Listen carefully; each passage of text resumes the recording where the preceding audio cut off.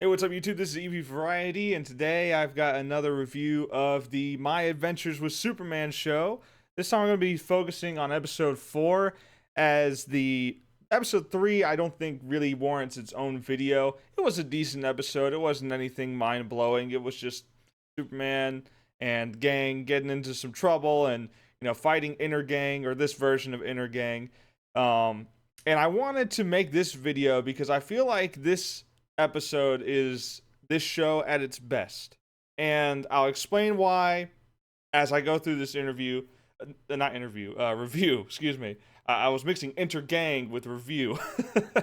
But I want to talk about this episode because I feel like this is the episode that proves that this show is good. And I'm glad I stuck it out because, to be honest, after watching the first two episodes, I just thought it was going to be, it's just going to be some goofy, kind of low quality kids show. And I don't necessarily think that's changed. I do think the budget is still very much zero. I still think it is definitely more of a kids show than even the 90s Superman series. But I do think that it's earned its merit, so to speak, with this episode. I think this episode does a really good job of proving that you can change up the formula, you can do things a little bit differently. And still tell good Superman stories. So I'm going to not only be reviewing this episode, but I'm going to be comparing it to the Parasite episode from the animated series from the 90s, from 97 to I think 99, I believe. Maybe it went to 2000. I can't quite remember at this point, but that is basically what I have set out to do here. So what I want to talk about specifically with this episode is the relationship between Clark and Lois, how it's been developed, and the main antagonist of this episode, Parasite, which is, in this universe, it's Ivo. Now, Dr. Ivo is a totally different character in, other tellings of the story, of the Superman stories. But this time, Ivo invents this Parasite suit, and it looks like a mech, but it's sort of malleable. It's not exactly metal. It looks like metal. It looks like a mech suit, but it's sort of gooey at sometimes. It's kind of hard to explain, but it's some kind of biological mech suit is what I guess the best way to describe it. And Ivo is also very different. If I just look at let me see if I can find another picture. Dr. Ivo, DCAU. Let me see if I could find some images real quick, just to show you a comparison. This is from Young Justice. I don't want to pull that one. I'd like to see if there was ever a Dr. Ivo in the animated series. All I see is Amazo. Now, Dr. Ivo created Amazo, and Ivo's company in this is Amazo Tech. So it's pretty interesting. But Ivo and other depictions, I can't find any for DC from the DCAU. Unfortunately I can't find one, but I can describe how he looks in the Young Justice series.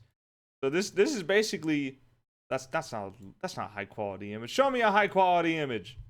Gosh dang, it's the tiniest thing ever. Well, forget it. Stupid Google, man. Have you noticed that Google, whenever you're trying to find an image, you just get a bunch of HTMLs? I freaking hate that I can't download JPEGs or PNGs anymore. I always have to check if it's an HTML, and then I just say, screw it, I'm gonna screenshot it instead. And I hate it. Anyway, small rant over with. Let's get back to this. Anyway, Ivo normally is like not like this at all. In the Young Justice, he has like red hair. He's kind of older. In this series, I like to think of him as a darker Tony Stark, right? He's kind of this arrogant showman, the rich party lifestyle. And what happens in this episode is that, the gang is given a task to interview him for the Daily Planet, and just get a basic, no controversy story on him. But Lois ain't having that, of course. Lois in this series is like Lois times 100. She is determined to get the nasty scoop on any kind of corruption or anything like that and expose it. It shows her character is really good, and I'll get more to her character in a second. But they're in charge of interviewing him at his party tonight, where he's going to unveil a new tech product. And while they're at the party, he makes his grand entrance, and I'll be honest, I didn't really like his. I don't really think he was trying to be Tony Stark. Let me say it like that. But I think it was a bit too cheesy. I guess it didn't really. I don't know. It just felt very. The way this guy acts, I don't think he would ever get to the point where he is in life. It didn't sell me on that. This guy is a genius. He just seems like an idiot. And I guess that's fine because it works into what later happens in the episode. Spoilers, by the way. I didn't mention it. But yeah, so this guy just seems like a complete buffoon. That's just showing off. And at some point, one of his board members for the company says that he is out of money and he needs to talk with the board tonight and prove that he's going to make them money or he's out. And he's like, you can't kick me out of my business. And yeah, they can if he's made a board like this. If he's got shareholders and everything like that, which he definitely does, he can get kicked out, and that is exactly what's seeming to happen at this point. It seems like that's what's looking to take place here. So he just kind of arrogantly shoves him off and says he's gonna show this new product. And then Clark is interviewing him, and he's gonna do the normal thing, right? He's just gonna ask the normal questions, and then Ivo is kind of beefing him a little bit. He's like, "Hey, why don't I show you to all these girls, right? You tell a good story about me. Let me show you all these girls." And it's like it pans to four of them, and then it shows Lois in the background. He's like, "Ugh, not her." And at that point, Clark's just like, "Oh no, you done goofed now. You done goofed." So then he starts like asking about like his shady dealings about how he gets his tech, the rumors and everything, and then he just kind of kicks him out. And at this point, that's when Lois comes out and brings him back in. She sneaks him back inside, and stitches his coat back up because it got a little bit torn.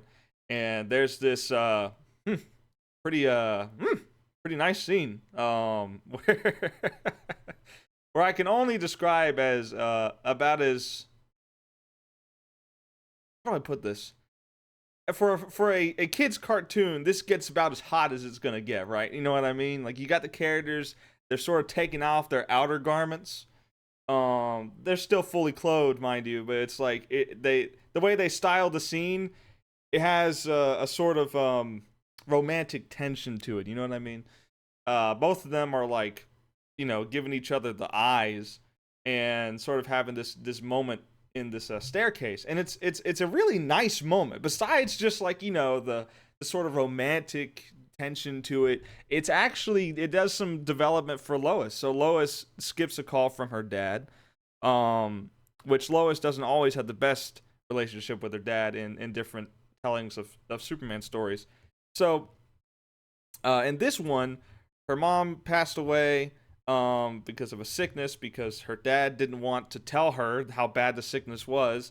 He doesn't want to talk about anything as far as emotions or feelings, which is, sadly, it's a somewhat common thing. It used to be a lot more common with men to not share your feelings. Now it's becoming it's become a lot more socially acceptable. I myself have been part of men's groups where we just talk and stuff like that, and it's actually good. It's very healthy. And back then, the boomers mentality of it was, oh, you gotta be tough. You gotta be tough. And before boomers, it was just kind of ingrained in men that you don't talk about your feelings or anything like that. And so that's kind of how I get the vibe from how Lois describes her dad. And she says that she wants to, prove that she's not a screw up, that she actually can amount to something. And that's what she does. That's what she's trying to do this for. Yes, is she a caring person? Does she want to expose corruption and end it? Yes, totally, she wants to do that. But a big part of it is because she wants to prove herself to her dad. And I think that would be what I think going forward is going to be interesting, is that she decides that she doesn't have to prove herself to anyone. She just has to do what's right, and be satisfied with that. I think that would be a good character moment for her, a good growth moment.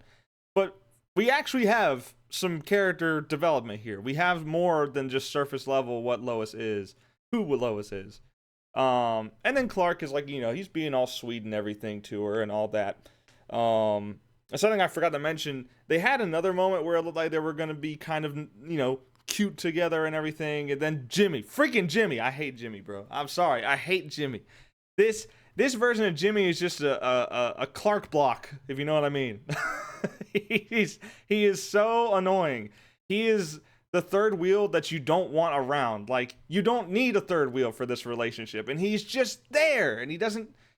Anyway, he does have something important. He talks about, like, bringing a bunch of gear with him to the event, including a UV light, because it was cool, and that comes in later. As the party gets ramped up, Ivo. Let me see if I can find the right image here. Ivo, yeah, he walks out in this suit. There's a previous image. Where is it at? Yes, this. So this is like the base of the suit. It's like this vest thing, and then it expands into this full suit of armor that looks very much like a Evangelion type of mech suit. It does look really sick. I'll admit. I think I've got another picture around here. Yeah. So this is how it looks, and this is someone's thumbnail. I'm sorry. I'm sorry for using your thumbnail, but I legitimately could not find any other images on Google. So this is what I'm using. So, but yeah, I mean, it's a pretty sick looking design. I think it looks great, and it is very different to the Parasite that we know before. Again, this is Dr. Ivo as the Parasite this time around, and I think that's interesting. I think that's very different. It's interesting. The design of it is very similar mechanically to the Parasite character from the 90s, where, the more you fight him, the more he can drain your energy and absorb your powers and that kind of thing. But there's one crucial difference, besides the visuals of it. There's one crucial difference, is that the powers drain very quickly after not fighting back necessarily. If you don't give it energy, it is draining energy so quickly. And part of it may have been because Ivo was being so aggressive in how he was fighting. He was burning up a lot of the energy he stole very quickly. But he has this, as you can see in the background, there's this sort of force field around him and Superman. So Superman can't dodge, he can't get out of the way of attacks and everything. So he's kind of forced to fight, and repeatedly take hits.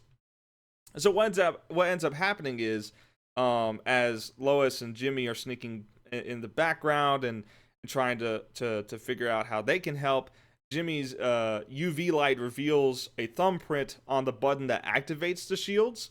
So Lois, I kid you not, I don't know why the animators did this, Lois slams her fist down on the button. Keep in mind, there's like there's like 8 other buttons surrounding that one button. So there's no way she just hit the single button when she slammed her fist down. I don't know why the animators decided to do that. It's just something I noticed.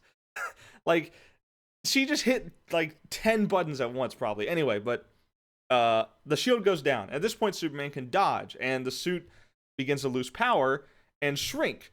And now I think what's cool about this detail, and why I had these other pictures up here, is that in the Superman Man of Tomorrow movie, Parasite, whenever he would continue to absorb, he started out looking like this, and he ends up looking like this. and why that is because he keeps absorbing energy. He's not giving time for it to drain. He's just constantly absorbing, and he keeps getting bigger and bigger, more monstrous, almost Godzilla-like, with the spikes on his back. He gets this tail. And that is basically what this thing does. This thing gets bigger, more spiky. And you can tell that Ivo, whenever he pulls up the face mask, he's starting to get these purple lines on his face. His eyes are glowing purple.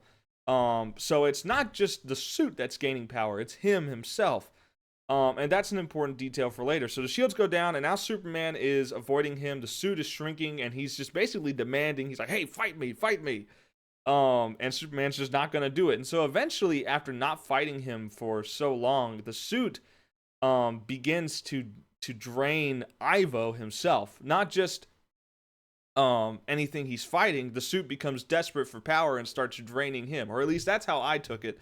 And so in this very uh I guess if I was a kid, mentally scarring way, it shrivels his body down to like a raisin and like starts bending his fingers back and like his arms and stuff. Like this guy gets completely messed up. This dude's entire like he looks very similar to this by the end of it, except here he's got some muscle to him.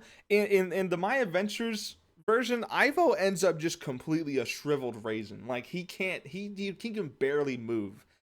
He's lost all of his facial hair and everything. He's just a living raisin, and I think that is very interesting because it makes it super comparable to this version of Parasite, right? It makes him super comparable to this, and I'll talk about why in a minute. So, but yeah, so he ends up getting defeated here, and by Superman just not doing anything. Superman, of course, saves him by ripping off the suit before it can finish, draining him to dust. And yeah, at that point, Ivo is taken away, and it's kind of left ambiguous. I'm pretty sure he will make a return in a new suit that is better.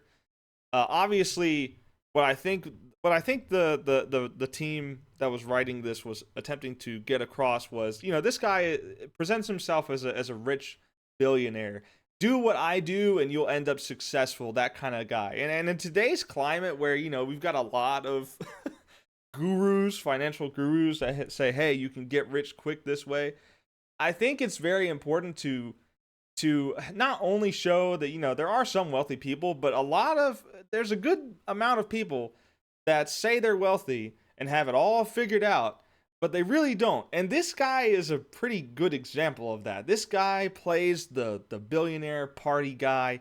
He's a genius. He can build all this stuff, and in reality, he's running out of money, and his suit he has not given enough time to test this suit. You can tell by the way he treats his one known employee, which is named Alex, treats him very poorly and stuff. You can tell that he cut corners with this suit so much. He hates Superman because he thinks he's fake, which is interesting because Lois thinks Superman is fake, which was something that happened in the last episode. And I think by the end of it, Ivo either learns that Superman is not fake, that he is the real deal, or he doubles down on his belief and says, this is all Superman's fault that I'm like this now. So basically the moral of this story is like, not everyone who says they're on top of the world actually is. And, it's important to not cut corners because you might shrivel up into a raisin for the rest of your life. In a more extreme means, it's basically saying, do things the right way. Don't mistreat people that, are looking up to you and that kind of thing. That's what they're trying to tell the viewers with this character, with this version of Ivo / Parasite. Now, I want to compare this episode. Oh yeah, real quick, before I get done with this, I want to focus back on Lois and Clark.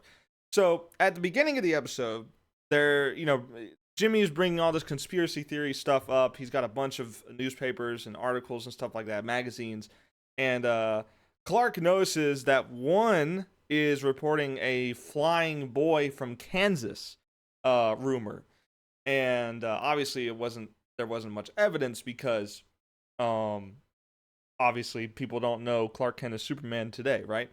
So what he ends up doing is he rips out the page from the book and stuffs it in his pocket, and in his suit coat pocket, specifically the suit coat.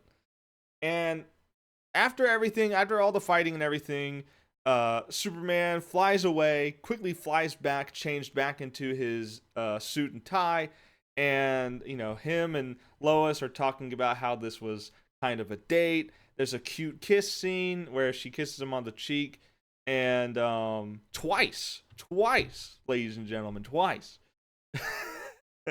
and what he ends up doing, he sees that she's cold, so he gives her his coat, and he walks her back to the office, and presumably he goes home for the night, but she stays because she is determined to figure out some kind of story. Because the story with Ivo, she didn't get it technically. She didn't get the interview with him, so she feels like she's failed her boss. So she tries to do something else. She focuses back on Superman again, and now she's looking at all these conspiracy magazines and newspapers and pinning them to the wall and everything. She notices that the one, it has a page ripped out, and so she keeps that aside.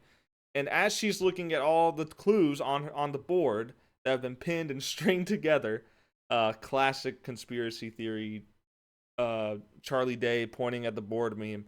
What ends up happening is she sticks her hands in her pockets, in the suit coat pockets that Clark gave her, and feels the paper. And at this point, she figures out, holy crap, Clark is Superman. And that's how the episode ends. That's the cliffhanger. Now, there are two ways this can go.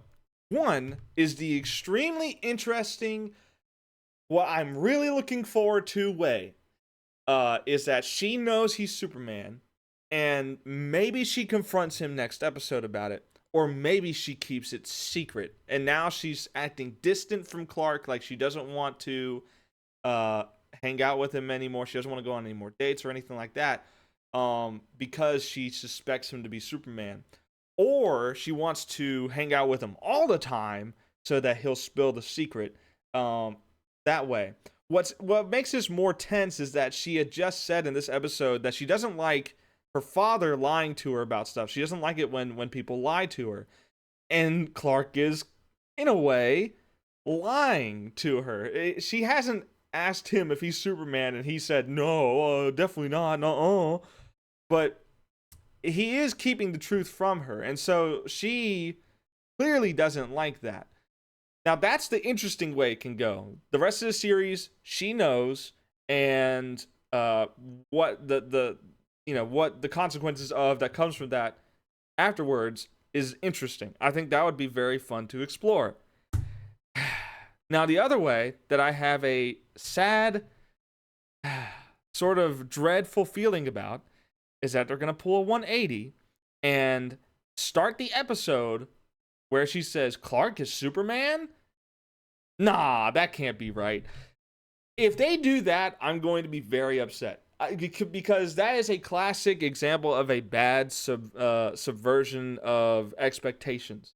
That is a bad example of it. Because the subversion is not as interesting as what we get if it goes with it. If the story goes with her knowing that he's, or at least suspecting that he's Superman, that's going to be a lot more interesting. You're going to have a very interesting dynamic between these characters on every episode going forward. And the development of their relationship is even more interesting now than just, being cute. Now there's a sort of tension to it. That would be far more interesting than her saying, nah, that can't be right. That would just completely ruin the show for me, I feel, if they did that.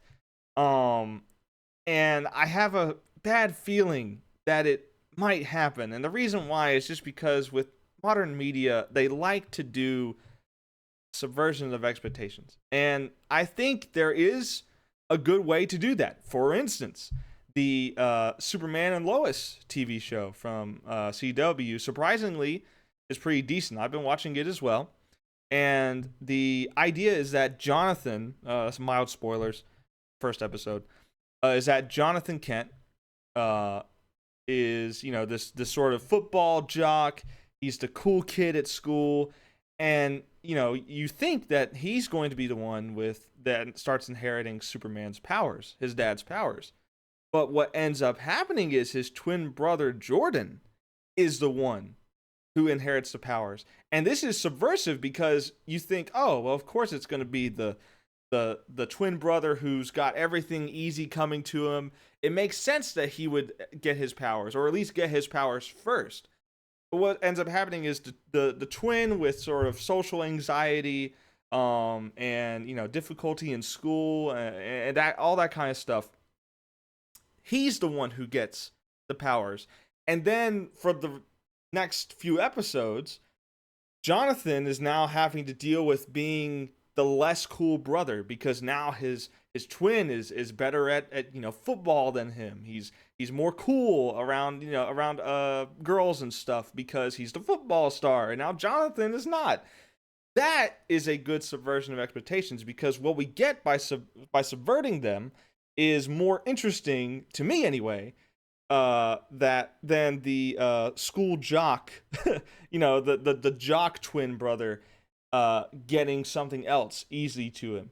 And so far, I haven't watched the full series, but so far, it's been pretty interesting to see these two brothers' relationships, go in opposite directions. The younger brother, the younger twin brother, Jordan, was miserable, and now because he's got powers, he's becoming more happy. And Jonathan, who was on top of the world, now that he doesn't realizes he doesn't have powers, at least for the moment anyway, now he is feeling miserable and turning to some poor choices to try and fill that void. That is a good example, and I think it's a good one to bring up because it is Superman still. Um, so I honestly think there is a good and bad way to subvert expectations.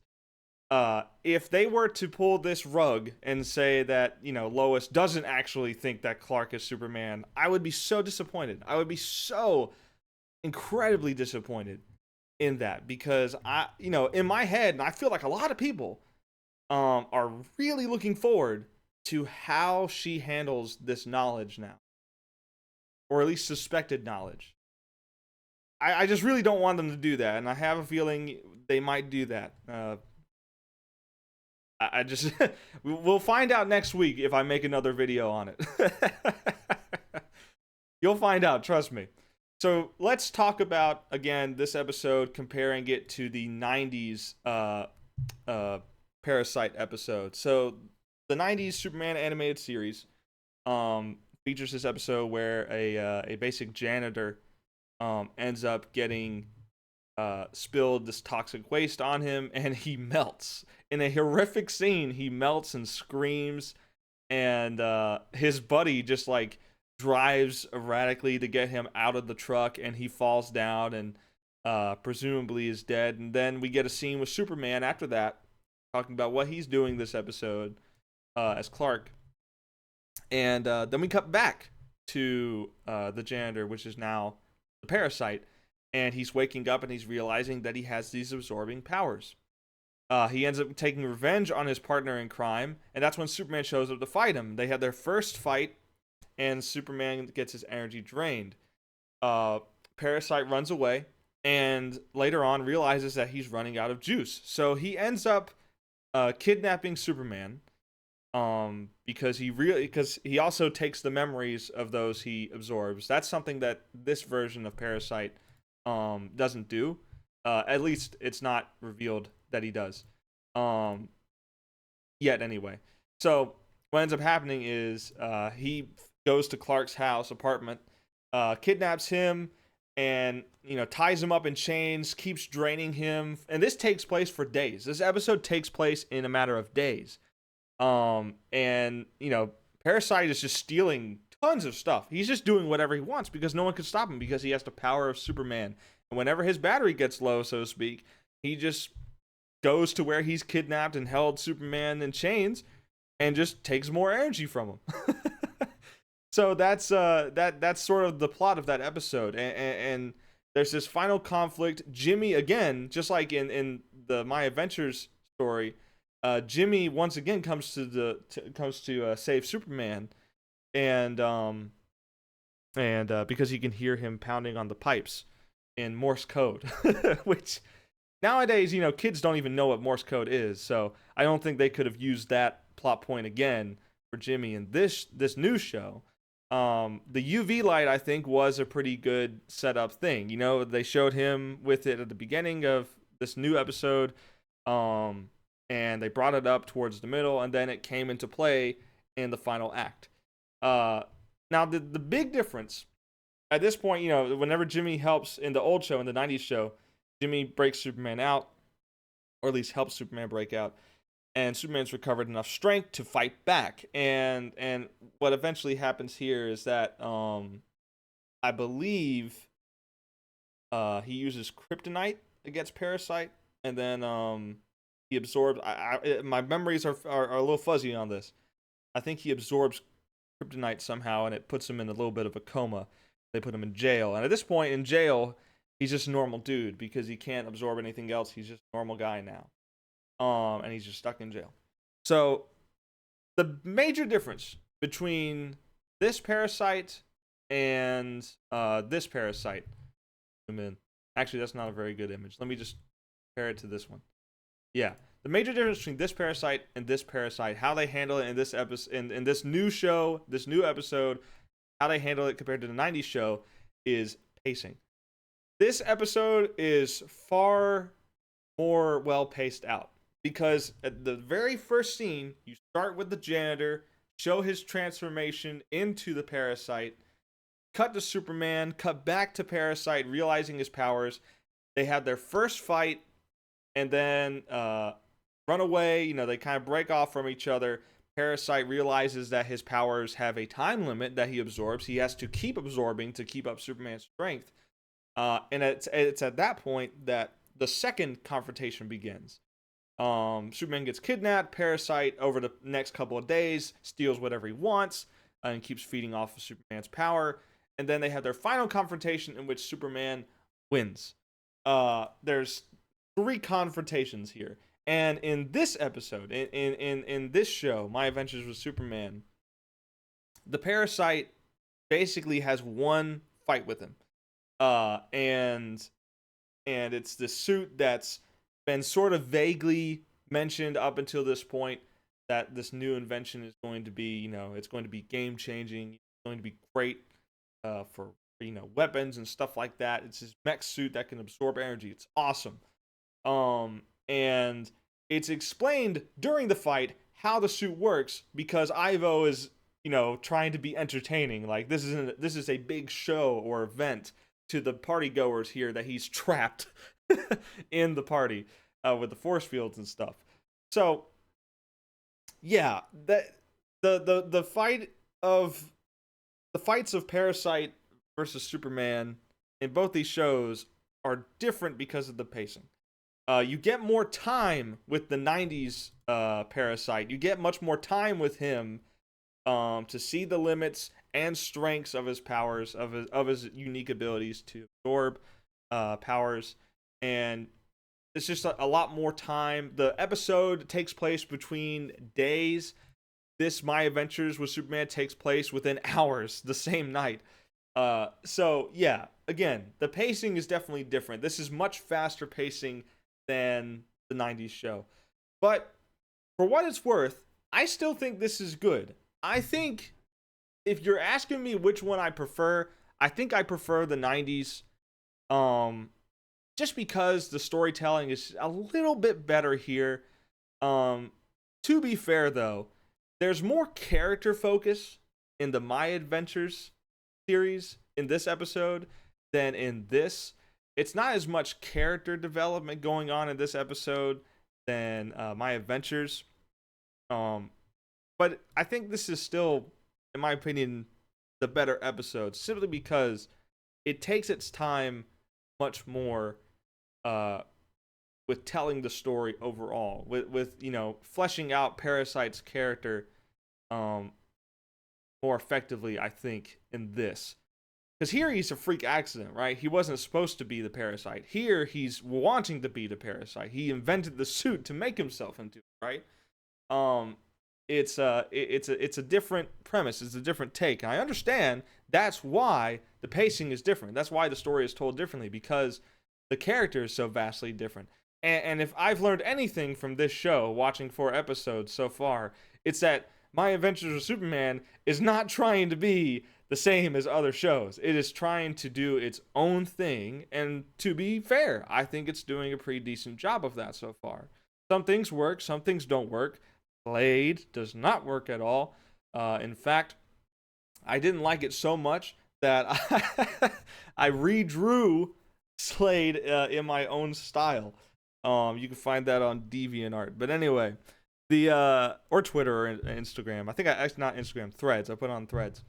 So yeah, I mean, there's some things that work and some things that don't work. The changes, I mean, um, Jimmy, I think is definitely a negative change. I feel like they used him decently in this episode, as far as like he helps the plot progress by having the UV light. I think that's really good. Having him have like be the tool guy, the tech guy. I think that's good. That's a good role for Jimmy. I think it works.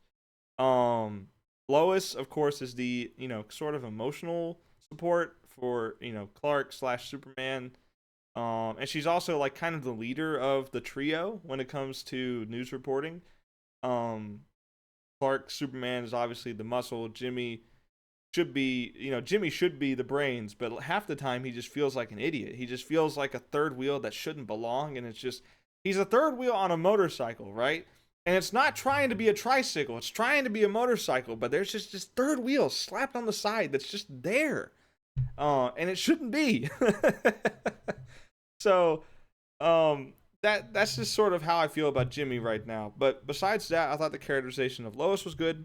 I thought Clark's character continues to be really good in this show. I think if anything, they nail Superman super well. And I heard one complaint, and I guess this will wrap it up. I heard one complaint that Superman acts feminine in this show, and I don't see it. Frankly, I don't see it. I don't understand what is feminine about him. Is his voice softer, more timid than the previous animated series Superman? Yes. Like he's not as bold and brave sounding anyway. Um but as far as his actions, there's not too much different between this Superman and the 90s Superman. There's not too much different. The main thing is that he's obviously younger here than he is in the 90s animated series, and he's a lot more awkward in this than he is in that older show. And I think that's fine. I don't think that's a negative thing. I think this showing Superman as sort of an awkward kid, I think makes total sense. I mean, if you had superpowers as a kid and you were growing up and everything, you can't play sports because you're going to reveal your superpowers if you do. Um, you're kind of forced to be a nerd at that point. We all know nerds in high school tend to not be the best at social interaction. Not always, but sometimes. And I think that makes total sense for his character to be that way. As opposed to Batman, who's sort of grown up in this rich persona that he puts on as Bruce Wayne. I think it makes total sense for Bruce to be confident. It would be weird if Bruce was socially awkward, like Clark is. I think it makes more sense for like the Batman movie, where he's just sort of quiet and a loner, doesn't want to talk to people. That form of social awkwardness, I think, matches Bruce Wayne. I think that totally matches Bruce, especially one that's younger, like that movie is portraying. See, this is what I'm saying. Both younger versions of the characters, right? Both kind of socially awkward, but in different ways, and they grow into how we see them in the 90s show. I think that totally makes sense.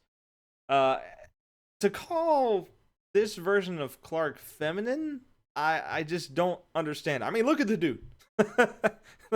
Look how jacked this dude is, okay? You think that is feminine, you have a little bit of a problem. That or maybe you just like you're into to buff women, which you can be into buff women. Fine.